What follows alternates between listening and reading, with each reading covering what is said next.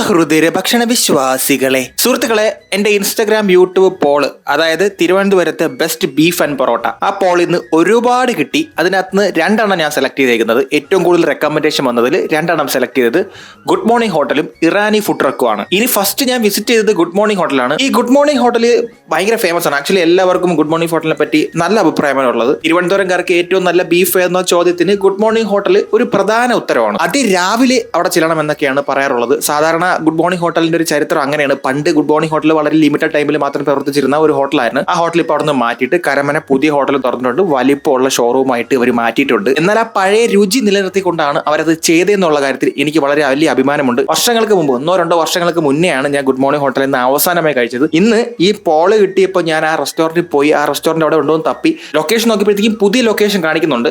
പക്ഷേ ഞാൻ അല്ലാതെ ഒന്ന് ചെക്ക് ചെയ്തപ്പോഴത്തേക്കും പഴയ ലൊക്കേഷൻ ആക്ച്വലി അവൈലബിൾ ആണ്. ആക്ച്വലി ഞാൻ ആദ്യം തിരക്കി പോയത് ആ സ്ഥലത്താണ്. കാരണം ഞാൻ എൻ്റെ പഴയ ഓർമ്മയില്ല, പുതിയ ഗുഡ് മോർണിംഗ് ഹോട്ടൽ വന്ന കാര്യമൊന്നും എനിക്ക് അത്ര ഓർമ്മയില്ല. അപ്പം ഈ രണ്ടാമത്തെ ഹോട്ടൽ, ഇപ്പൊ തുടങ്ങിയിരിക്കുന്ന പുതിയ ഹോട്ടലിൽ അത്യാവശ്യം സ്പേസ് ഒക്കെ ഉണ്ട്. പാർക്കിംഗ് നിങ്ങൾ പ്രതീക്ഷിക്കേണ്ട. പഴയതിലും ഇല്ല, ഇവിടെയില്ല, പാർക്കിംഗ് ഇല്ല. വഴിയിലാണ് വണ്ടി ഇടാനുള്ളത്. വഴിയിൽ വണ്ടി ഇടുമ്പോൾ സൂക്ഷിക്കണം. പോലീസ് വന്നാൽ ചില പെറ്റി അടിച്ച് വെച്ചേരും. നോ പാർക്കിംഗ് ഏരിയ ഒക്കെയാണത്. കാരണം അവിടെ റോഡ് സൈഡിലാണ് നമ്മൾ വണ്ടി ഇടുന്നത്. ഇനി 7:30 മണിക്ക് ആദ്യമായിട്ടാണ് ഞാൻ റെസ്റ്റോറന്റിൽ ഞാൻ ഫസ്റ്റ് കസ്റ്റമർ ആവുന്നത്. ഞാനാണ് ആദ്യം ഇന്നത്തെ കാലത്ത് വെച്ചെന്ന് തോന്നുന്നു.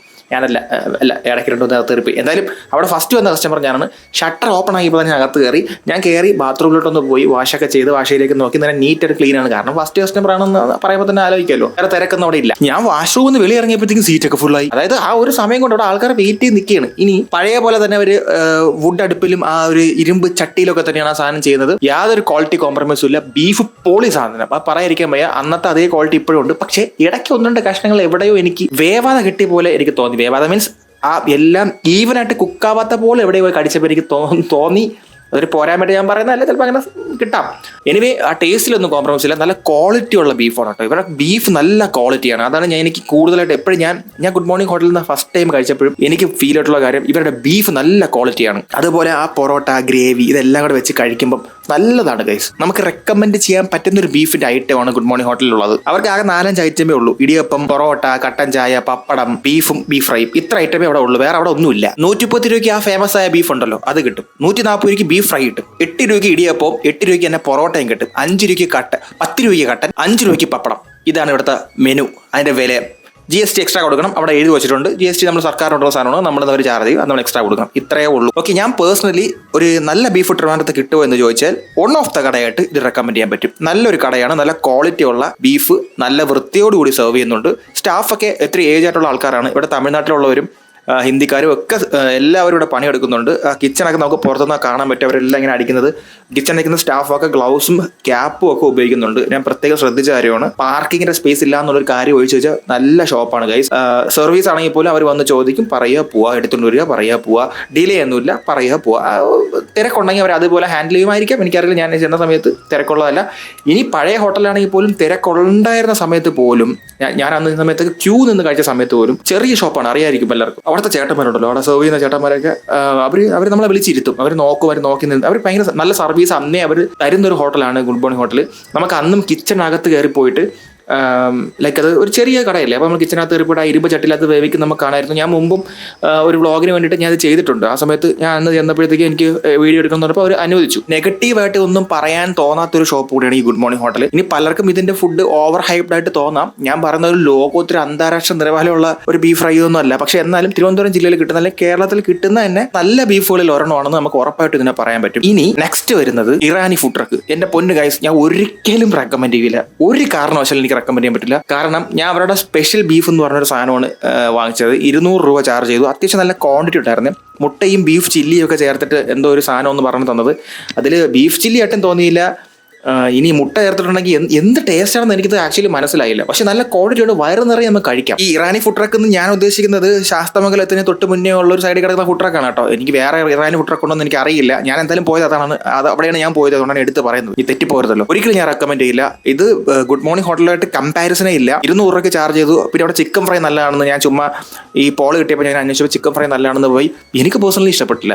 ചില ഭാഗങ്ങളൊക്കെ കരിഞ്ഞിരിക്കുന്നത്. രണ്ടാമത് ഹൈജീൻ പ്രാക്ടീസ് ഇല്ല. നല്ല തിരക്കുണ്ട്. ആൾക്കാർ വരുന്നു പോകുന്നു. പക്ഷെ ബഡ്ജറ്റ് ഫ്രണ്ട്ലി ആയിട്ട് കഴിക്കാൻ വേണ്ടിയുള്ള ഒരു മിഥ്യയാണെന്ന് എനിക്ക് തോന്നുന്നു.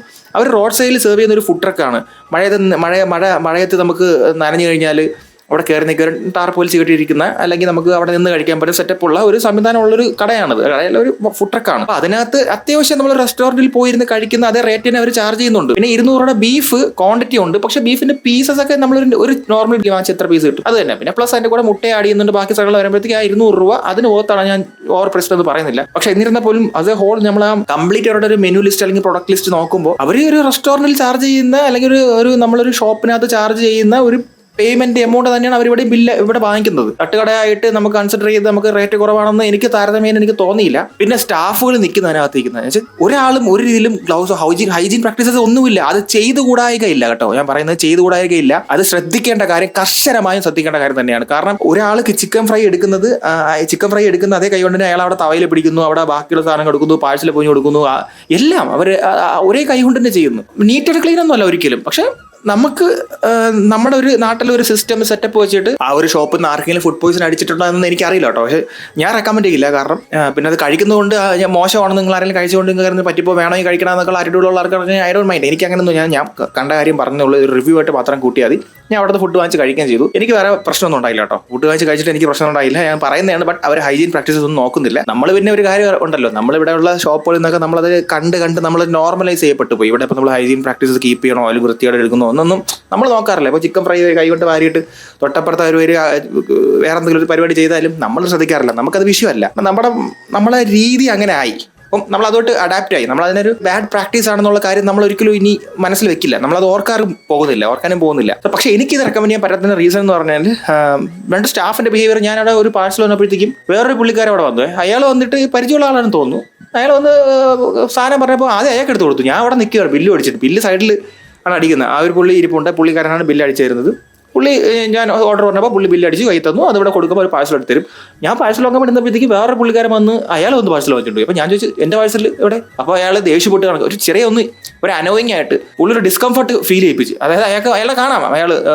ഞാൻ ഓംലെറ്റും കൂടെ പറഞ്ഞിരുന്നു. അപ്പം പറഞ്ഞു ഓംലെറ്റും കൂടെ അടിക്കണം, ഓംലെറ്റും കൂടെ അടിച്ചിട്ടേ തരാൻ പറ്റുള്ളൂ എന്നുള്ള രീതിയിൽ ഞാൻ പറഞ്ഞ പിന്നെ അപ്പം തന്നെ ഓംലെറ്റ് അടിച്ച് വരുത്തുന്നു. അതായത് എനിക്കൊന്നും പറയാനില്ല. അപ്പം ഞാൻ എന്തായാലും പേഴ്സണലി എനിക്ക് ഒരിക്കലും ആ ഷോപ്പ് റെക്കമെൻഡ് ചെയ്യാൻ പറ്റില്ല. അത് ഫുഡും എനിക്ക് പേഴ്സണലി ഇഷ്ടപ്പെട്ടില്ല.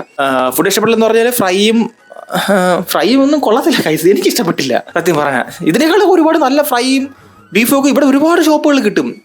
എനിക്ക് പീപ്പിൾ എന്തുകൊണ്ട് ഇത് റെക്കമെൻഡ് ചെയ്തോലും എനിക്ക് സത്യം പറയാൻ മനസ്സിലാവണില്ല. ഇനി ഇതെനിക്ക് ഷോപ്പ് മാറിപ്പോയോന്നും എനിക്കറിയില്ല കേട്ടോ. ഇനി ഈ ഷോപ്പാണോ, ഇനി ഞാൻ പോവേണ്ട ഷോപ്പ് ഇതല്ലായിരുന്നോ ഒന്നും എനിക്കറിയില്ല. എനിക്ക് അങ്ങനെ സംശയമുണ്ട്. ഇനി വേറെ ഏതെങ്കിലും ഇറാനി ഫുഡ് ട്രക്ക് ഉണ്ടോ, ഇനി അവിടെ ആയിരുന്നോ ഞാൻ പോകാനുള്ളത്, ഇത് ഞാൻ റോങ് ആയിട്ട് പോയതാണെന്നൊരു ഡൗട്ടുണ്ട്.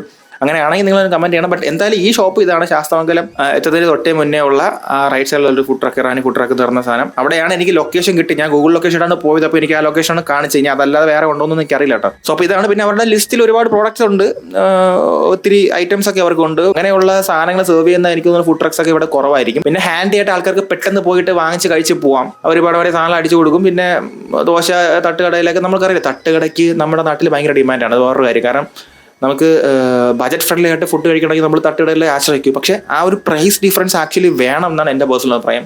നമ്മളൊരു ഷോപ്പിനകത്ത് നമുക്കൊരു ഫാനൊക്കെ ഇട്ട് നമ്മളൊരു കസേരയിൽ ഇരുന്ന് മഴ കൊള്ളാതെ വെയിൽ കൊള്ളാതെ നമുക്ക് ഒരു ടേബിളിൽ ഒരു സാധനം സെർവ് ചെയ്ത് തരുന്നതും നമ്മൾ കാശ് കൊടുത്തിട്ട് ഒരു പാഴ്സൽ പോലെ വാങ്ങിച്ച് നമ്മളവിടെ നിന്ന് ഇരിക്കാൻ പോലും സ്ഥലമല്ല, കഴിക്കുന്നതും തമ്മിൽ ഡിഫറൻസ് ഉണ്ട്. അപ്പം അതിനവർ ചാർജ് ചെയ്തത്. അപ്പോൾ ആ പ്രൈസ് ചെറുതായിട്ട് കുറയണം എന്നാണ് എൻ്റെ പേഴ്സണൽ. അവർ കുറയണം, അതാണ് അതിന്റെ ശരിയായ രീതി. അപ്പോൾ ഇവിടെ എനിക്ക് അങ്ങനെ ഒരു വലിയ ഡിഫറൻസ് ഫീൽ ചെയ്തിട്ടില്ല. ആസ് എ ഹോൾ എനിക്ക് ഒരിക്കലും അങ്ങനെ ഒരു ഷോപ്പ് ഞാൻ ഈ ഒരു ഗുഡ് മോർണിംഗ് ഹോട്ടലോട്ട് കമ്പാരിസൺ ചെയ്യില്ല. അങ്ങനെ ഒരു കമ്പാരിസൺ ചെയ്യാൻ പറ്റുന്നതല്ല. തിരുവനന്തപുരത്ത് നല്ലൊരു ബീഫ് ഷോപ്പ് ആയിട്ട് പോലും അല്ലെങ്കിൽ ബീഫ് കിട്ടുന്ന ഒരു കടയായിട്ട് പോലും എനിക്ക് പറയാൻ പറ്റില്ല. അവിടെ ബീഫ് ഫ്രൈ ആണോ നല്ലതെന്ന് എനിക്കറിയില്ല. ഞാൻ അവരുടെ ഇറാനി സ്പെഷ്യൽ ബീഫ് എന്ന് കേട്ടപ്പോൾ ഞാൻ കരുതി ചിലപ്പം എന്തെങ്കിലും സ്പെഷ്യലായിട്ട് ബീഫ് കറിയോ എന്തെങ്കിലും സ്പെഷ്യലായിട്ടോ ആയിരിക്കും എന്ന് വിചാരിച്ചാണ് ഞാൻ അത് ഓർഡർ ചെയ്തത്. പക്ഷേ അതെനിക്ക് പാളിപ്പോയി. ഇനി അവരുടെ ബീഫ് ഫ്രൈ നല്ലതാണെന്നും എനിക്കറിയില്ല. ഞാൻ വാങ്ങിച്ച് കഴിച്ചില്ല. ഞാൻ അത് കഴിച്ചപ്പോൾ തന്നെ ഒരു ഫ്രൈയും കൊള്ളാമെന്ന് ആൾക്കാർ പറഞ്ഞതുകൊണ്ട് ഞാൻ ഈ ഫ്രൈയും ഇതും കൂടെ കഴിച്ചപ്പോൾ തന്നെ എനിക്ക് ഔട്ടായി. പിന്നെ ഞാൻ കഴിച്ചില്ല. അത് മാത്രമല്ല ചിക്കൻ ഫ്രൈ ഭയങ്കര ഡ്രൈ ആയിരുന്നു ആക്ച്വലി. അത് കുറച്ച് നേരം ഇരുന്ന് നമ്മൾ ഉണ്ടാക്കിയിട്ട് ഇട്ടേക്കൂല്ലേ, അപ്പോൾ നമ്മളെ എണ്ണയൊക്കെ വാർന്ന് ഇവിടെ ഡ്രൈ ആവുന്നൊരു ഫീലാണ് എനിക്ക് കിട്ടിയത്. എനിക്കറിയില്ല എന്തായാലും. ഞാൻ പിന്നെ ഫുള്ള് ഔട്ടായപ്പോൾ എനിക്ക് സത്യം ഓർമ്മയിലില്ല. ഞാൻ എന്ത് ഓർത്താണ് പറയുന്നത്. അപ്പം അവിടെ എന്ത് സംഭവിച്ചു എന്നതിനുള്ള കേസ് എനിക്കറിയില്ല. അപ്പോൾ എന്തായാലും ഞാൻ ആ ഷോപ്പ് റെക്കമെൻഡ് ചെയ്യില്ല. ഇതിലൊരു കമ്പാരിസണും ഇല്ല. ഗുഡ് മോർണിംഗ് ഹോട്ടൽ അടിപൊളിയാണ്. അവിടുത്തെ ബീഫ് നമുക്ക് പോയി കഴിക്കാം. നമുക്ക് വിശ്വസിച്ച് പോയിരുന്ന് കഴിക്കാൻ പറ്റുന്ന ഇതാണ്.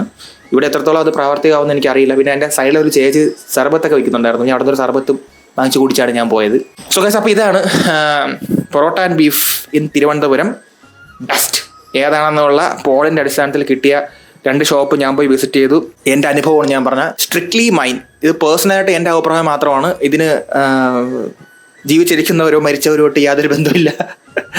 ഓക്കെ, അപ്പം നമുക്ക് അടുത്തൊരു വീഡിയോയിൽ ഇനി ഞാൻ വീണ്ടും പോകണം. അപ്പം നമുക്ക് തിരുവനന്തപുരത്ത് തന്നെ ഇതൊരു സീരീസ് ആയിട്ട് ചിലപ്പോൾ ചെയ്തുകൊണ്ട് പോകണം. തിരുവനന്തപുരം, അത് തന്നെ എറണാകുളം, അങ്ങനെ നമുക്ക് ആലപ്പുഴ അങ്ങനെ പോവാം. ഓരോ സ്ഥലങ്ങളിലായിട്ട് പോകണം. സോ നെക്സ്റ്റ് പോൾ ഇൻസ്റ്റാഗ്രാം ഉണ്ടായിരിക്കും. അപ്പോൾ ഇൻസ്റ്റാഗ്രാം നിങ്ങളൊന്ന് ഫോളോ അടിച്ച് വെക്കുക. നമുക്ക് അടുത്ത വീഡിയോയിൽ കാണാം. അത് വരയ്ക്കും വണക്കം.